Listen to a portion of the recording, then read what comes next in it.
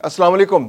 فلسطینی شہریوں کو ان کے اپنے دیش سے نکالنے کا امریکی منصوبہ کھل کر سامنے آ گیا ہے۔ امریکہ اسرائیل سے بھی ایک قدم آگے بڑھ گیا ہے۔ امریکہ کا کہنا ہے کہ اب اس کی خارجہ پالیسی میں ایسا کوئی نقطہ نہیں جس کے تحت فلسطین کی آزاد ریاست کا قیام کیا جائے، اور خاص طور پر اگر ایسی کوئی ریاست قائم ہوتی بھی ہے تو وہ اس خطے میں نہیں ہوگی جس جگہ آج فلسطینی موجود ہیں، یعنی کہ فلسطینی ریاست اگر کبھی بنی تو وہ کسی مسلمان علاقے سے اس کا کچھ علاقہ چھین کر وہاں فلسطینی ریاست بنا دی جائے گی۔ اسرائیل کو مکمل خود مختار بنایا جائے گا اور اسرائیل کے اندر سے ایک ایک فلسطینی کو باہر نکالنے کی سازش امریکہ نے تیار کر لی ہے۔ یہ اعلان کس نے کیا ہے؟ اسرائیل میں موجود امریکی سفیر مائک ہکابی کے منہ سے آخر سچ نکل ہی گیا۔ اس کا کہنا تھا کہ اب امریکی خارجہ پالیسی میں آزاد فلسطینی ریاست کے قیام کا کوئی منصوبہ موجود نہیں۔ اگر ریاست بنی بھی تو کسی دوسرے اسلامی ملک میں فلسطینی ریاست بنے گی۔ میں ہوں خرم کلیم اور آپ دیکھ رہے ہیں 24 ڈیجیٹل۔ امریکہ اور اسرائیل کا گٹھ جوڑ فلسطین اور مسلمان ممالک پر بہت بھاری پڑ رہا ہے۔ فلسطین کے حوالے سے امریکی پالیسی اب کھل کر سامنے آ گئی ہے، جس میں انہوں نے بتایا ہے کہ اب فلسطینی ریاست کا قیام امریکہ کی خارجہ پالیسی کا حصہ نہیں رہا۔ اسرائیل کی مدد کرنے والے امریکہ نے چند دن قبل اسرائیل کی جارحیت کے خلاف اقوام متحدہ کی سلامتی کونسل میں پیش ہونے والی قرارداد کو ویٹو کر دیا تھا۔ دنیا توقع کر رہی تھی کہ جس طرح امریکہ کچھ دن سے اسرائیلی مظالم کے بارے میں تشویش کا اظہار کر رہا تھا، تو کہ شاید وہ جنگ بندی کے حوالے سے اسرائیل پر دباؤ ڈالے گا اور اسرائیل کو مجبور کرے گا کہ وہ غزہ کے اندر جنگ کو بند کر دے، لیکن اقوام متحدہ کی سلامتی کونسل میں امریکہ کے عزائم کھل کر سامنے آ گئے اور اس نے اسرائیلی ایکشنز کو جسٹیفائی کیا۔ دوسری جانب امریکہ جو بیانات پچھلے دنوں فلسطین پر جو ہونے والے مظالم کو روکنے کے لیے دیتا رہا تھا، اس کا آخر بیک گراؤنڈ کیا ہے؟ امریکی صدر ڈونلڈ ٹرمپ کا جو حالیہ دورہ مشرق وسطی ہے، اس تناظر میں اگر دیکھا جائے تو یہ بات سمجھنے میں ذرا آسانی ہو جائے گی۔ امریکی صدر اس وقت تجارت کے موڈ میں، اور انہوں نے سعودی عرب، قطر، یو اے ای اور بہت سے دیگر جو مشرق وسطی کے ممالک ہیں ان کے ساتھ تجارتی روابط بڑھائیں۔ وہ چاہتا ہے کہ وہ ان کے پیسے کو اپنے ملک کے اندر لے کے آئے یا وہاں پر انویسٹمنٹ کرے، بلکہ ان ممالک کی انویسٹمنٹ امریکہ کے اندر کرائے تاکہ وہاں سے زیادہ پیسہ امریکہ کے اندر آ سکے یا امریکہ کو زیادہ سے زیادہ مالی فائدہ ہو سکے۔ اور اس کے علاوہ جو اس علاقے کے اندر جو معدنیات ہیں، جو وہاں پر تیل کے ذخائر ہیں، گیس کے ذخائر ہیں، ان پر بھی امریکی کنٹرول بڑھ سکے۔ اس کے لیے انہوں نے پہلے اس خطے کے اندر ایک اسرائیل کی صورت میں ایک ملک پیدا کیا جس نے اس پورے خطے کے مسلمان ممالک سے جنگ کی اور ان مسلمان ممالک کو کمزور کیا۔ کمزور جب مسلمان ممالک ہو گئے تو اس کے بعد امریکہ کے مطالبات ماننے میں انہیں کوئی دشواری پیش نہیں ہے اور انہیں مجبوراً امریکہ کے تمام مطالبات ماننے پڑے، اور اب امریکہ کوشش کر رہا ہے کہ ان کے تمام وسائل پر اس کا کنٹرول ہو جائے۔ حالیہ دورہ مشرق وسطی اس کی ایک مثال تھی۔ سعودی عرب سے $600 ارب کے جو معاہدے ہوئے، قطر سے $200 ارب کے معاہدے ہوئے، یو اے ای سے دفاعی معاہدے ہوا۔ اس کے علاوہ بھی بہت سارے ممالک ہیں جن سے اس کے معاہدے بہت قریب ہیں۔ اس کے علاوہ امریکہ نے ایران کو انگیج کرنے کی بھی تیاری مکمل کر لی ہے۔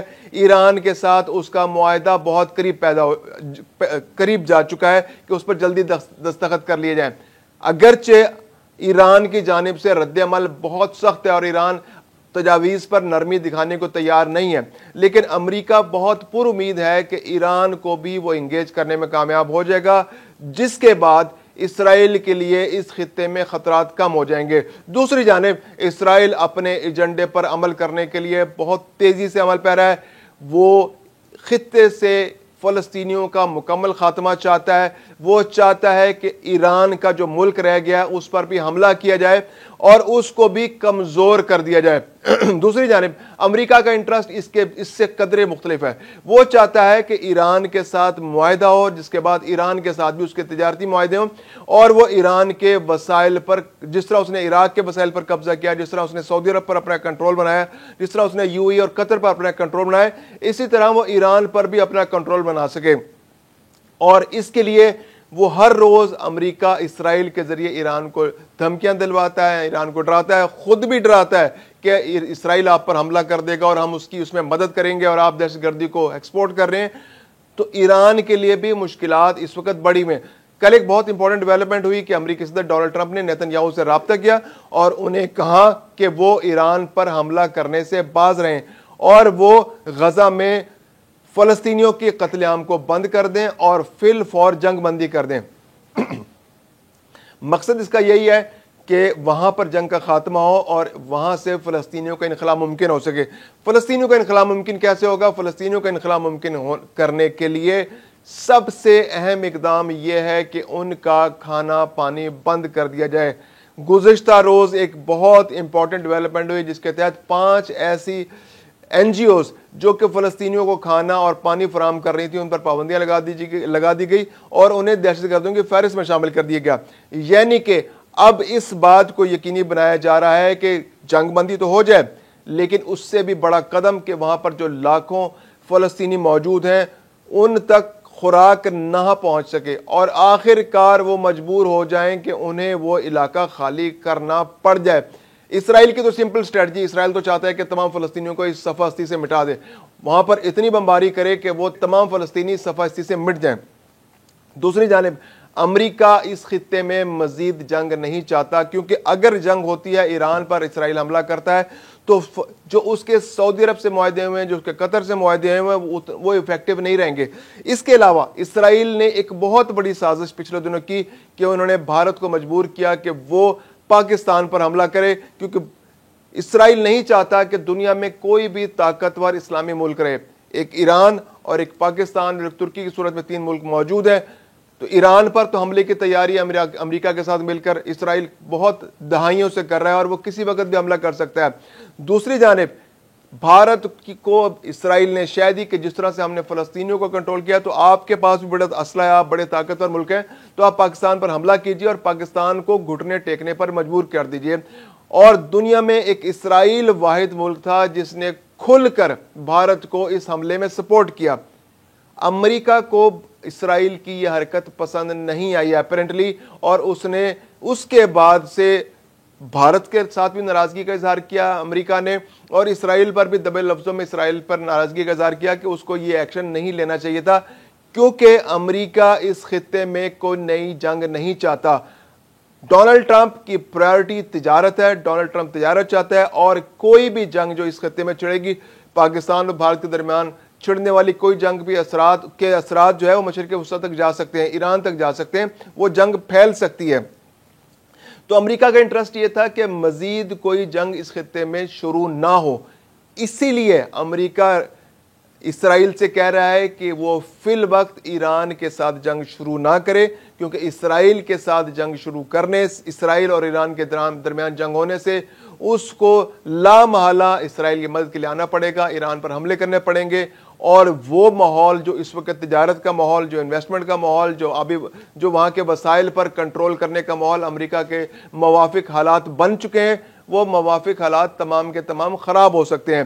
سعودی عرب, قطر, UAE اور پاکستان کے ساتھ جو دوستی کا ماحول امریکہ نے بنایا ہے وہ تمام کے تمام بگڑ سکتا ہے, اس کا جو انٹرسٹ اس خطے کے اندر ہے وہ ڈسٹرب ہو سکتا ہے.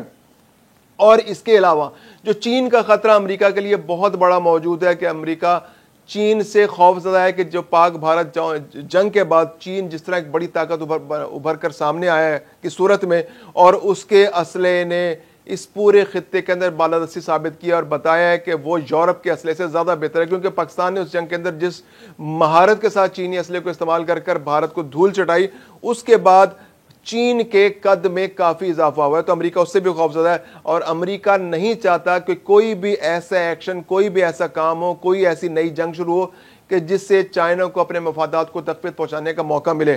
تو اس لیے کل کا جو ٹیلی فون ہے نیتن یاہو کو ڈونلڈ ٹرمپ کا, نیتن یاہو اصرار کرتے رہے کہ ہمیں اپنا دباؤ, جو عالمی دباؤ ہم نے جو اس وقت دباؤ کریٹ کر رکھا ہے مشرق وسطی کے اندر, ہمیں اس سے فائدہ اٹھاتے ہوئے فوری طور پر ایران پر حملہ کر دینا چاہیے اور اس مسئلے کو بھی ختم کر دینا چاہیے. دوسری جانب ڈونلڈ ٹرمپ کا اصرار تھا کہ کہ ہمیں اس وقت حملہ نہیں کرنا چاہیے. ایران اگرچہ سخت بیانات دے رہا ہے لیکن ایران کو منایا جا سکتا ہے, اور ایران جنگ نہیں چاہتا. ایران کو اگر منایا جائے تو ایران کو انگیج کیا جا سکتا ہے, اور انگیج کیا جائے گا تو اس سے وہ مالی منفعت حاصل کی جا سکتی ہے جو سعودی عرب سے حاصل کی گئی ہے, جو قطر سے حاصل کی گئی ہے, یا اس سے پہلے امریکہ نے یوکرین کو مجبور کر کے وہاں سے $500 ارب کے معاہدے کیے ہیں. تو یہ تمام کے تمام مفادات امریکہ ایران سے بھی حاصل کرنا چاہتا ہے, اور اس کے لیے وہ مذاکرات کا دروازہ کھولنا چاہتا ہے. ایران بھی مذاکرات کرنا چاہتا ہے لیکن ایران اپنی شرائط پر مذاکرات کرنا چاہتا ہے. تو آنے والے دنوں میں یہ صورتحال بہت واضح ہوگی. دوسری جانب امریکہ کے اندر سے ایسی خبریں آ رہی ہیں کہ اسرائیل کسی بھی وقت ایران پر حملہ کر سکتا ہے. یہ بھی ایک ٹیکٹکس ہے تاکہ ایران پر زیادہ زیادہ پریشر بڑھایا جائے, اور اسرائیل سے بھی ایسے بیانات, اسرائیل تو ایسے بیانات دیتا رہتا ہے, اس کی انٹینشنز بھی ہے. اور امریکی اخبارات جب اس بات کا اعلان کرتے ہیں کہ اسرائیل کسی بھی وقت ایران پر حملہ کر سکتا ہے تو ایران پر پریشر بڑھانے کی ایک ٹیکٹکس ہے. تو امریکہ چاہتا ہے کہ جلد از جلد اس کا ایران سے معاہدہ اور اس کو زیادہ سے زیادہ کاروباری فائدہ حاصل کر سکے, اور امریکہ یہ بھی چاہتا ہے کہ خطے کے اندر فی الوقت فوری طور پر کوئی جنگ نئی شروع نہ ہو. تیسری بات جو امریکہ چاہتا ہے وہ یہ ہے کہ اسرائیل کوئی بالادستی اس خطے میں موجود رہے, اور جو فلسطینی غزہ کے اندر اور جو مغربی کنارے کے اندر موجود ہیں ان کا مکمل انخلا ہو اور انہیں کسی دوسرے اسلامی ملک میں بسایا جائے. زیادہ چانس یہی ہے کہ جارڈن کے اندر ان کو بسایا جائے, کیونکہ جارڈن ایک ایسا ملک ہے جہاں فلسطینیوں کی تعداد مقامی لوگوں سے زیادہ ہو چکی ہے. بعض اندازوں کے مطابق تو یہ تعداد 50% سے لے کے 70% کے درمیان ہے, یعنی کہ ہر 10 میں سے 5 سے 7 شہری اردن کے اندر وہ فلسطینی اوریجن سے ہیں. تو اگر وہاں مزید فلسطینی بھی شامل وہاں پہنچ جاتے ہیں تو اس ریاست کو فلسطین قرار دیا جا سکتا ہے. یہ امریکن ایجنڈا ہے اور یہ لوگوں کے ذہنوں میں بات ڈالی جاتی ہے, اور جو اسرائیل کے اندر بھی مسلمان رہتے ہیں ان کے ذہنوں میں بھی یہ بات ڈالی جاتی ہے کہ وہ کسی بھی وقت اردن جا سکتے ہیں, اور اردن تو ایکچولی ہے ہی فلسطین, اور یعنی کہ وہ ان کا کہنا یہ ہے کہ فلسطین سے کچھ فاصلے پر ایک اور فلسطین بھی موجود ہے جس کو فلسطین کی ریاست بنایا جا سکتا ہے. گزشتہ روز مائک کابی کو جو بیان تھا فلسطین میں, جو اسرائیل کے اندر امریکی سفیر ہیں, انہوں نے بھی واضح طور پر کہہ دیا ہے کہ اب امریکی جو خارجہ پالیسی ہے اس کے اندر یہ نقطہ موجود نہیں ہے کہ آزاد فلسطینی ریاست قائم کی جائے. ان لوگوں کو بسایا جائے گا کسی دوسرے ملک کے اندر, اور وہ ملک کوئی اسلامی ملک ہوگا اور وہاں پر آزاد فلسطینی ریاست قائم کی جا سکتی ہے. میں ہوں خرم کلیم اور آپ دیکھ رہے ہیں 24 ڈیجیٹل.